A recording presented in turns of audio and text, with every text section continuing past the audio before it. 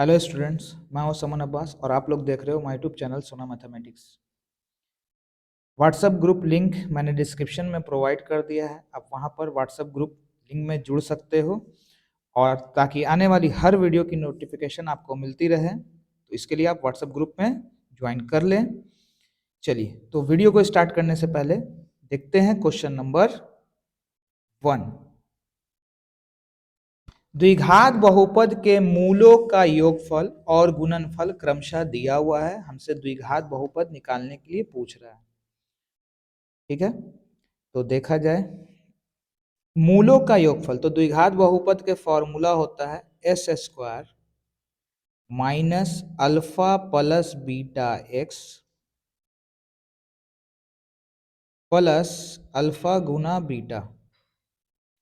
मूलों का योगफल alpha plus beta कहलाता है। मूलों का योगफल क्या कहलाता है? Alpha plus beta. और गुणनफल को हम लोग बोलते हैं alpha into beta. X square रखा, अल्फा प्लस बीटा मूलों का योगफल दे रहा है क्वेश्चन में 2, सो ये 2x हो जाएगा। अल्फा इंटू बीटा यानी गुणनफल कितना दे रहा है? 15। अब ऑप्शन मिलाया जाए तो ऑप्शन नंबर यहाँ पर ध्यान से देखिएगा, ऑप्शन नंबर सी मैच कर रहा है, तो इसका करेक्ट ऑप्शन कौन होगा? Option number C. चलिए देखते हैं नेक्स्ट क्वेश्चन।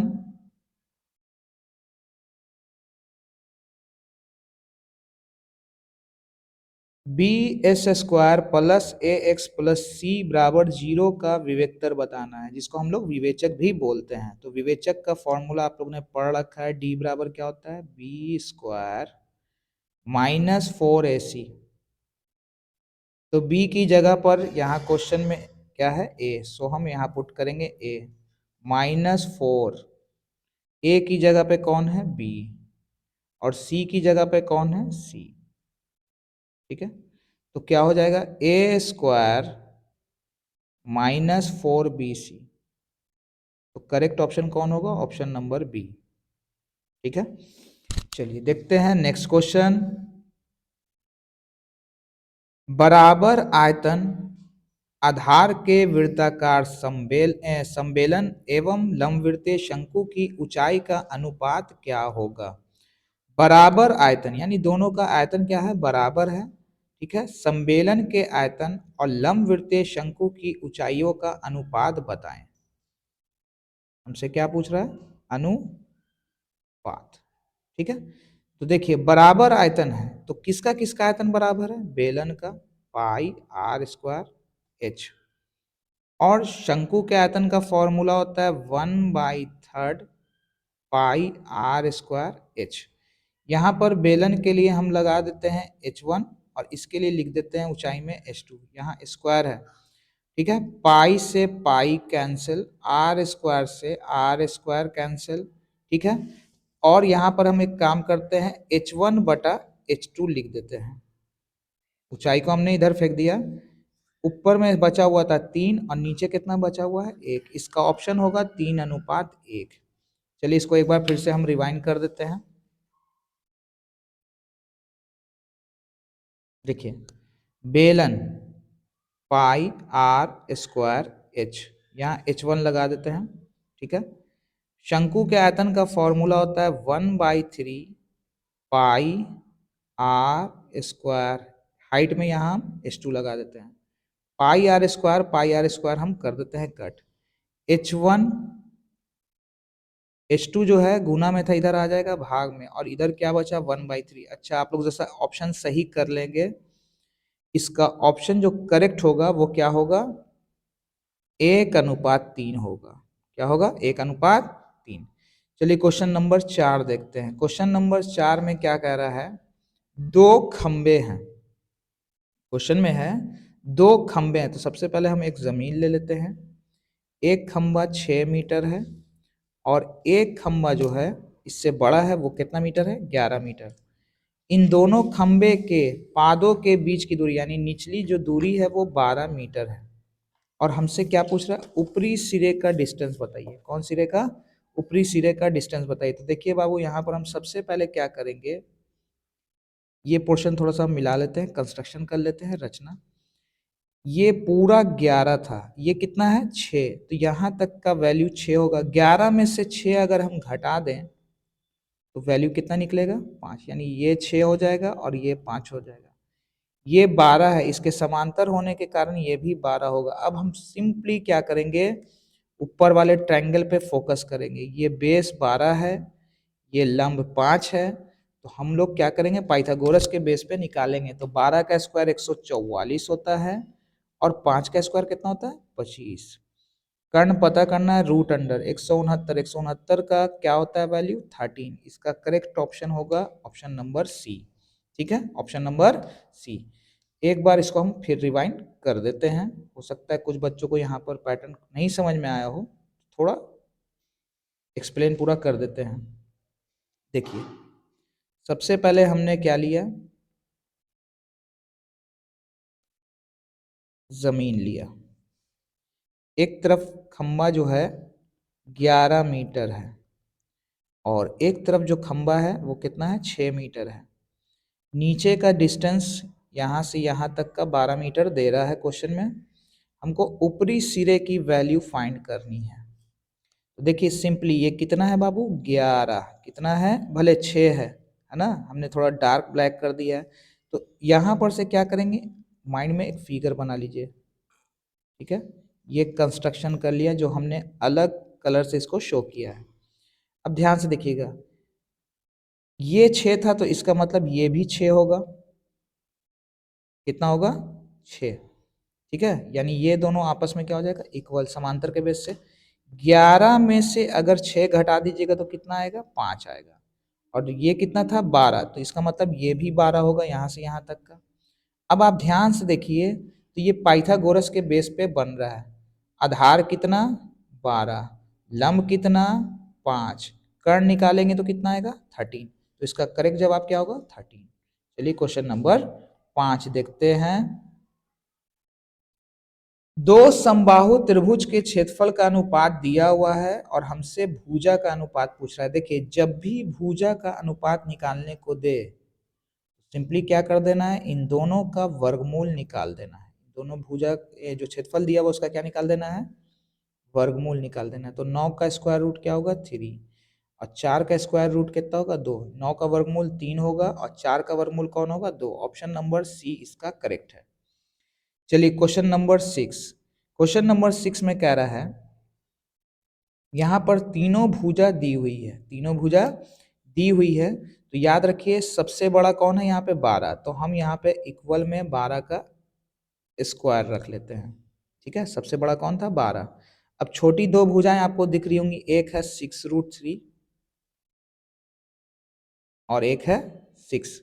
ठीक है, अगर तीनों भुजा दे तो याद रखिए लंब आधार कर्ण पे इसको आप सेट करके चेक कर लीजिएगा पहले इक्वल है कि नहीं।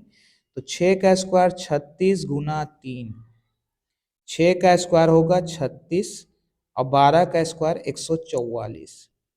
ठीक है, 36 को 3 से गुना करते हैं तो 108 होता है और प्लस 36 बराबर 144।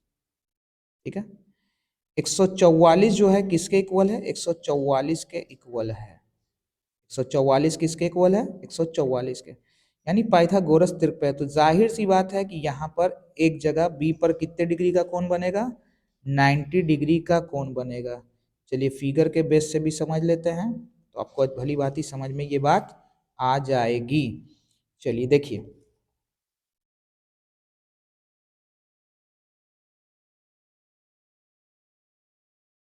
सबसे बड़ा ए सी, एक दे रहा है 6√3 और एक दे रहा है 6। हमने इस पे क्यों सेट किया, क्योंकि अभी हमने मैथ बनाया था लंब पे, आधार पे और इसको कर्ण पर। तो जाहिर है कि बी कितने डिग्री का कोण 90 डिग्री का कोण होगा। आइए देखते हैं क्वेश्चन नंबर 7।